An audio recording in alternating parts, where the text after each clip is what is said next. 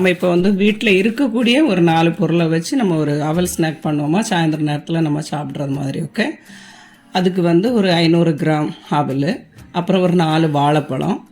சின்ன வாழைப்பழமாக இருந்தால் ஒரு 6 எடுங்க, இல்லை பெருசுன்னா நம்ம அந்த ரோபஸ்டா பழம்னா ஒரு 4 எடுங்க.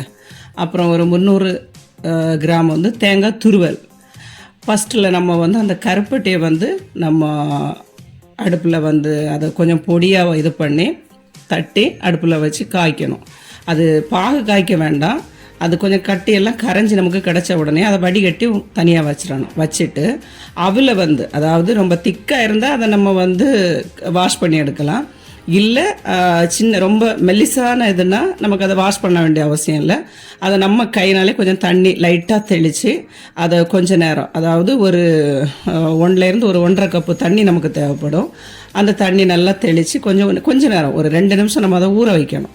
அதுக்கப்புறமா நம்ம வடிகட்டி வச்சுருக்கக்கூடிய கரைசலை எடுத்துகிட்டு ஃபஸ்ட்டு தேங்காய் துருவலை அவலில் போடணும். அதுக்கப்புறமா அந்த பழம் அதை நம்ம நல்லா உரித்து எடுத்து நம்ம கையினாலே கொஞ்சம் நல்லா மசிச்சு அந்த இது தேங்காய் துருவல், அவல், பழம் எல்லாம் நல்லா மசிச்சு அப்படி நம்ம கை வச்சு நல்லா அப்படி நல்லா விரவி எடுத்து அதை தனியாக வச்சுட்டு அதுக்கு மேலே நம்ம இந்த வடிகட்டி வச்சுருக்கோம் இல்லையா அந்த கருப்பட்டி கரைசல், அதையும் அதை நல்லா ஊற்றி நல்லா இது பண்ணி நல்லா கொஞ்சம் என்னான்னு சொல்கிறதுக்கு கொஞ்சம் நல்லா இருக்கும் அதை பார்க்குறதுக்கு. அது நமக்கு ஒரு 4 பேர் சாப்பிடலாம்.